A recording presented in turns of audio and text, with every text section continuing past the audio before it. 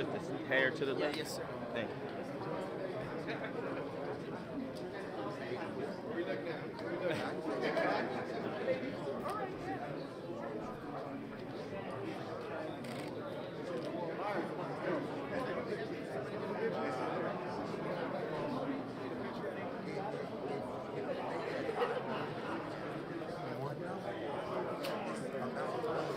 Ladies and gentlemen, just a reminder, we're about to begin the media availability in 2 minutes. If you could please make your way out of MLK Room Parlor A down to the lobby, and we can begin the media availability as soon as possible. The sooner we complete the media availability, the sooner Coach Jackson will be available for pictures and interaction. Thank you.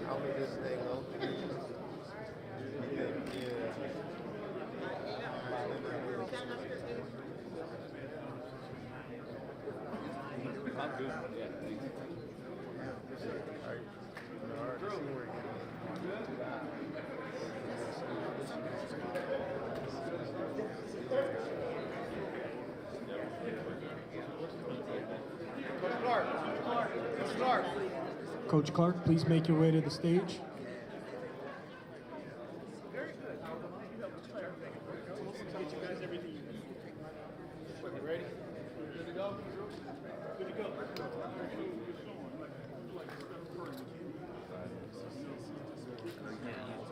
That's all right. I'm just and I got one just like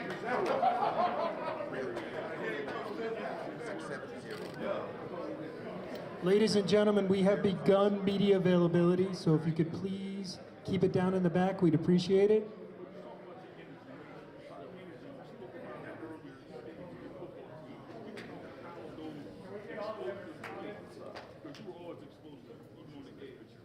So how is that going to translate to these kids? How are you going to get that energy infused to them to where, you know, after they come off the field, after explosive play, it fires up the whole crowd? I think first and foremost, I think it's a supporting cast. I'm only as good as the people I put around me. So with that being said, I think it's not only that. I just come from myself, obviously, in my career, what I've done, helped me in this position I'm in today. I'm thankful for that. I think I have my time as far as I'm playing.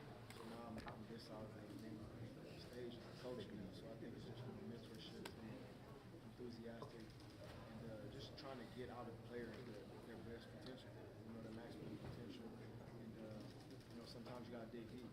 You know, it's not gonna be easy, but you gotta. It's a deeper grit that you gotta get to when you want to be great. You know, for myself, I worked hard. A lot of people don't know how hard and how much time I put into my craft and my success.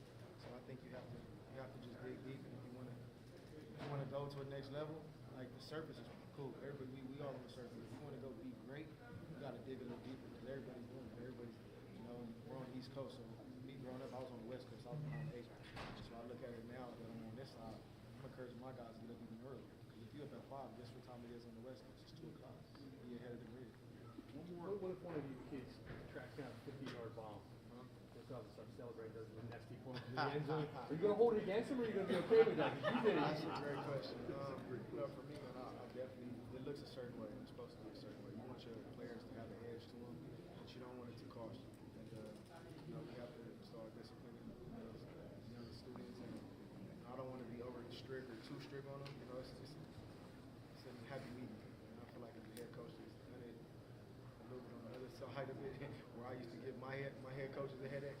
Now I'm sure my guys will be giving me headaches. So my mom always said when I was younger, do something, but wait till you have kids, they're gonna be that much more. So it's like now it's my turn to get it back, I guess. Hold on to the ball before you get it. Oh yeah, hold on to the ball before you score, for sure. Hey, DeSean, you're a Division I coach now. Division I college football creates or requires quite a coaching staff, a big coaching staff, a talented coaching staff. What's your staff now besides the man next to you, and what are your plans in terms of building a staff? You're pretty sharp, and you're trying to get my answer. I can't spill the beans too soon, but one thing I will say, of my relationships, I have a lot of great insight.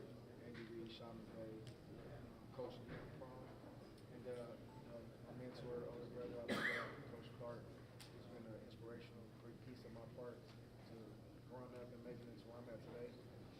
We're gonna be fine. We're gonna have some guys that come in with experience from the college level and the NFL level, and some guys that played in the NFL level as well too. So I'm very confident. It's definitely gonna be a huge opportunity to be able to get some guys to come and be a part of something great. We want to shock the world. We want to create history. I think a lot of people don't understand that when they see this thing. It's gonna look a certain way, and we're gonna do it a certain way. But at the end of the day, we're gonna have fun doing it. When you look up, you're like, wow, it's a morale, it's a persona, it's a swagger. And I think everybody on this campus, everybody in Dover, everybody across the world is going to feel this. Coach Jackson, you heard the administration say pretty quickly they knew you were the right man for the job. Kind of walk us through your emotions, or right when you got here on campus, when did you know that you were the right man for this job, or that this was the right place for you? This is a special place, man. Delaware State University. Like I was saying earlier, man, I never thought I would be sitting in front of you guys right now in 2025, sitting on the head coach of the HBCU. But man, this place is special. As soon as I step foot on this campus, the people around, the morale, the energy, it's winners. From Dr. Allen to Dr. Hawkins to Tony Tucker to Drew Henry. I mean, it's just crazy the energy I feel, and I'm really serious when I said this feels better than drafting. You know, my career and what I've done some great things, and I can't say enough about what I've done on the football field and big plays and memories I have in Philadelphia and every other team I played on. But now I'm able to rewrite this a little differently, and I'm able to have my own team, be the head coach. And our drums, we're gonna beat to a different beat, and it's gonna look a certain way. And I'll tell you this, I know a lot of people say Coach Prime. I respect him, and he's gave us guys like myself an opportunity. I'm gonna do it different. I'm gonna do it with Coach Jackson. Did Coach Prime's work and also Michael Vick getting the Norfolk State job inspire you at all to do this to Sean? Not necessarily. I will say, me being able to get inspired from coaching came from having an opportunity to go coach with my old brother, mentor, Coach Clark. He's been coaching in high school for the past 25 years, and every step of my college career and my NFL career, I've always kept my eye on the scene. He's able to install in these young men, and I respected it. And when he installed in me, so last year I went to coach with him. I regained a different love for football. Like the boys that I'm missing are catching touchdowns. Now I regained it by coaching those young men to help change their lives. I have so much game to give back. Like I would be disjustice to myself if I don't give back to these young men. There's a lot of young men that don't have opportunity to be able to be coached by DeSean Jackson, be coached by Coach Clark, and the other guys that you want me to spill. I can't tell you right now, but the guys that we're gonna bring in, these guys have a lot of wisdom. When I tell you it's second to none, these kids are gonna learn. And I don't like to call them kids. These young men are gonna learn second degree, second nature that they probably never have before. So you might see some kids that's average turn into great. It's not with a finger. It's just because of what we know. Now we come in with a few of the fire. What do you think from Andy Reid, Sean McVay, and first year that you're going to bring to Delaware State? I think the biggest thing is just having their perspectives. If you ask your players to do something, you have to be understanding of what you're asking them to do. And I think a lot of coaches sometimes, it doesn't discredit the guys that haven't played, that never stepped in the football field. But I think it comes different when you're hearing it from a guy that knows how to do it. They lace their shoes up and do it at a high level. So I think for myself, just really understanding the player. And some coaches, they don't understand the player. You know, I've been on teams where coaches didn't understand the player. It's like, how you going to expect me to run through a brick wall if you can't relate to me? Now, the coaches that did relate to me, I was willing to run through a brick wall for them because I knew if I did everything and put it on the line, they're going to do the same for me. They're going to protect me if my body's hurt, if I need a day off. Coach, my hamstrings hurt. You know, you got to understand your players. I can't expect my players just to run through a brick wall. coach to understand that. He might have had a tough day in class. Something might have happened at home. You gotta really analyze a young kid and understand it's more than just playing sports. If you want these kids to be able to grown men when we leave, you have to teach them the principles of how to be a grown man. How you expect somebody to be a grown man if you don't teach them X, Y, Z? I'm just gonna tell you to be a grown man, but I'm not gonna show you how to do it. It's a difference. You got the call for somebody saying, do you want to be a coach? Yes, sir. Coach Clark, talk a little bit about the call when he said you want to be a coach. Well, absolutely. Me and my fit. Well, so for me, coaching in high school for so long, maybe after year 15 or 17, being a coach in the region, and it's in the back of my mind. I mean, when you do a good job at the high school level, college coaches want you to stay there so they continue to come back, kids, etc. So when DeSean asked me, hey, if I'm going to Delaware, you're coming with me. It took about 5 minutes. I had to talk to my family a little bit.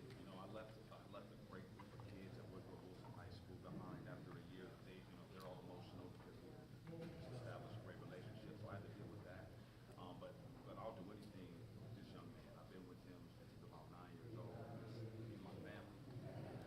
Anything that he puts his mind on, I know that he's going to be successful. So when he asked me to come aboard, that he needed me here, it wasn't. Why do you feel so strongly he could succeed despite not having any experience at this level? I mean, have you seen him play? So what I mean by that is the same characteristics about what he does as a football player he has as a coach. He coached with me this year, and I noticed how incredible he's a great coach. People call me every day. Hey, he's not really showing up every day. DeSean's right here on the field. He's in the battle. He's with us. He's in the cubby hole. And to watch him succeed. And come on, all of us, we're all sitting here in awe of who he is. Our kids were in awe for about 2 weeks. And then the season was real come around. It's like, hey, we're over DeSean Jackson, his choice. This is Everyday Tuesday. And the way he showed up with the same energy every single day, I knew that this was his destiny. We'd have conversations. He told me, hey, you know what, coach? Because he was tough as an assistant coach. He wanted to tell me what to do. You see him laughing. But so the first conversation to go back to him was, hey, I'm the head coach now. You're going to have to listen to me. So, man, I'll follow this man anywhere. Can you talk about the influx of star players becoming HBCU coaches in particular, and how that's going to infuse a lot of soul and financial support to HBCUs when they need it, based on the attention that you get? I think it puts a lot of eyes on HBCUs, obviously. We have to go back and credit Deion Sanders for what he did at Jackson State. He cracked the door open. And I think he learned a lot. And, to be able to call him my mentor and a big brother and have conversations and talk with him, it's like he knows the infrastructure. Like, he had to learn a lot from now that he's in Colorado to say, this is what I would have done different. You know what I'm saying? This is what I would have approached. And this is how I'm going to outlook this situation. So for me coming into this, it's not like I'm coming in wet behind my ears where I'm not knowing what to expect. You have a guy that was once here that changed the game, and now look at him, he's at Colorado. So for me, I just love it because we're getting opportunities, and we deserve to be in these positions, you know what I'm saying, and to help change these young kids' lives. I know it's repetitive, but I keep going back to it. Playing for a coach that understands the player is night and day. When I tell you, you get these young men to buy into something different, it's a different bond that you're building with these guys. Like right now, if I call Coach Andy Reid, if he ain't busy, he gonna answer that phone. And that's a relationship you want to build with these young men, because these young men are going to face adversity. They're going to face things in life, and they're going to remember Coach Jackson start this season. He told me to do this. He told me about this right here. Don't, you know what I'm saying? So it's just little intangibles that you look at as far as when you're leading men and young men. I mean, I couldn't be in a better place than this, because right now, 2-11 or 2 games in the last 2 years winning, I'm ready for the challenge. Everybody asks why Delaware State? Why not? When I came into the NFL, people didn't believe in me. They didn't think I could do anything. And guess what? I proved them wrong. 15 years. Nobody would have never predicted in 2008 DeSean Jackson would have been playing in 2023 or 2022 in the NFL. So I'm saying that to say, in this era of my life right here, you're going to see some great things. I promise you that. Back to the Eagles for a second. What do you think the Eagles, is this a Super Bowl caliber team at this point? I know you wouldn't necessarily pick them against the Chiefs. That would be a little tricky for you. But is this a Super Bowl caliber team? Like, what do you see from this team? And I critiqued them early on, know, their success level. I feel like they were a team that had great players but didn't play like a great team. And then throughout the season, I've seen that team that had great players become a great team. Within an NFL season, there's a lot of ups and downs. Injuries play a big part. A lot of people know. One thing I would say, they got the grit, they got the nature to win, they got the culture, they got Nick Sirianni, who's a heck of a head coach. And I mean, come on, man. Like at the end of the day, besides the Lions, I don't really see nobody else beating them. It's gonna be a challenge with the Lions, but anybody else, I just don't see them beating my Eagles, man. So I think the NFC Championship game is gonna go through Detroit, and we gotta go beat Detroit Lions in Detroit, and I think we'll be in the Super Bowl. But I don't know. I think honestly, the Super Bowl is gonna be out of probably, I would say Buffalo or the Ravens. I don't think Kansas City. Andy Reid is my guy, but just that last game, it didn't look too good, man. I know it didn't really matter. I think Baltimore and Lamar Jackson is having a heck of a season. Come on, 41 passing touchdowns, 4 rush. That's crazy. So I'm excited for it, but I'm predicting either Ravens, the Bills, and my Eagles. One of them 3 teams is gonna be in the Super Bowl. Two more All right. questions. So, Coach Jackson, so to give this community something to believe in. What are some things tangibly that you and your program hope to do before the season starts to get the community more involved? I think first and foremost, we want to attend some high schools. We want to be able to go to a few high schools. I've been talking to a couple coaches here. We want to go there and put our eyes on talent. We know in the past things haven't been as strong, so we want to rebuild that relationship where guys around the area, we don't miss the talent just around the area because we hear a lot of great talent here. We want to give these young men opportunities to be able to come to schools like us. Secondly, we'll be in the community. We want to visit some hospitals, some children's hospitals, some rec centers, just, team gatherings, whatever we can build, where we can build that group, that gap, we're moving forward. We want to also go to Delaware, military base. There's a lot of things I'm going to be asking my young student athletes to be attending. So, Coach Jackson, so we know that you've been recruiting a lot of players, bringing them in. And Delaware is known to have some components. They all got ball players. They left and went other places that have been successful. So what are you going to be able to do with some that are staying to merge that bring that together? Because now you got to bring the old players that are here and some of the new ones in. What are you going to be doing, or what do you think is your biggest challenge to mesh that together? I think honestly, man, it was great for me yesterday, really meeting with the team, the guys that are here. I know there's a lot of guys that hit the portal, a lot of guys withdraw from the portal. So yesterday, man, that bonding I had with them, it was very special, man. So I think it's always going to be a challenge when you have guys that existed that was a part of an old culture. You have a new coach that's coming in, asking them to maybe walk a little different, run a little, catch a little different. Focus on these little principles a little different. But as far as the new guys coming in, I mean, at the end of the day, it's a criteria. It has to look a certain way. If we want to win and we want to change this culture around, it's going to have to be different than what it was last year. We can't keep repeating things that they were doing last year because guess what? That's not a winning culture. So yesterday, speaking to the guys, I feel like everybody's willing to buy in, and they've been missing this energy. They're looking, they're enthusiastic about it, and they're like, man, we're ready to get going. And I think for bringing guys in, they got to mesh with what we're doing. If they don't mesh, they can't be here. Guys can't be in the way. If you're in the way, you got to replace you because it looks a certain way. We know what it looks like. With the climate of collegiate sports the way it is right now, focused more on the individual with the NILs, how are you planning on keeping the focus more team-oriented? It's a great question, man. I think with that, first and foremost, is the HBCU. Obviously, we don't have as many resources as the big Power Fives. But one thing I would say, we're going to change that. We're going to build these relationships. We're going to get the community behind. We're going to get the alumni behind us. And we want to start, first and foremost, right here in this community. It's a lot of great people that went to Delaware State University, have a lot of influence, and we just want to bridge that gap that was missing over the past year. As far as NIL, kids going to go where they're going to go. We got colleges, big-time colleges paying these kids a lot of money. You can't stop that, but what we can say what we're offering here is a different experience. We're able to give these young men a real shot at going to the next level of playing. And when I say the relationships I have, they're not slight. There's going to be some big-time guys coming around here, current NFL players, retired NFL players, retired coaches, active coaches. It's going to be a morale around here, man. I'm telling you. Well, if you need help with some energy, you know who to call. You definitely give me a call.